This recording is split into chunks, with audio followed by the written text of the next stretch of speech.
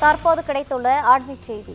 ஆந்திரா திருப்பதி கோவிலுக்கு மலை மீது சென்று கொண்டிருந்த பக்தர்களின் கார் திடீரென தீப்பற்றி எரிந்தது. விபத்து ஏற்பட்டதால் பரபரப்பு ஏற்பட்டுள்ளது. இதுகுறித்தான கூடுதல் விவரங்களை வழங்குவதற்காக நமது செய்தியாளர் கிரண் இணைப்பில் இருக்கிறார். வணக்கம் கிரண், என்ன நடந்தது? கூடுதல் விவரங்கள். வணக்கம் ரவீனா.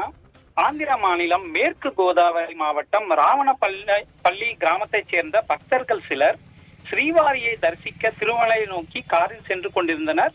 அப்போது அவர்கள் பயணித்த கார் திருமலை நெருங்கிய நிலையில் மலைப்பாதையில் திடீரென காரில் இருந்து கரும் புகை வருவதை பக்தர்கள் கவனித்துள்ளனர். இதனையடுத்து பதறிப்போன பக்தர்கள் உடனடியாக காரை நிறுத்திவிட்டு காரில் இருந்து வெளியேறினர்.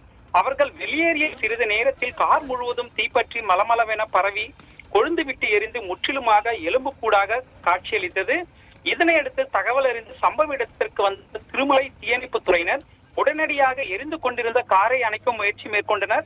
நல்வாய்ப்பாக அனைவரும் புகை வருவதை கண்டு காரில் இருந்து துரிதமாக வெளியேறியதால் பெரும் அசம்பாவிதம் தவிர்க்கப்பட்டது என்றே கூறலாம்.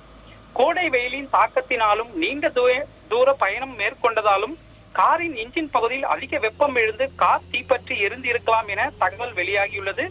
திடீரென திருமலை மலைப்பாதையில் கார் தீப்பற்றி எரிந்த சம்பவம் அப்பகுதியில் சிறிது நேரம் பரபரப்பு ஏற்படுத்தியது. ரவீனா, கூடுதல் விவரங்களை வழங்கியமைக்காக நன்றி கிரண்.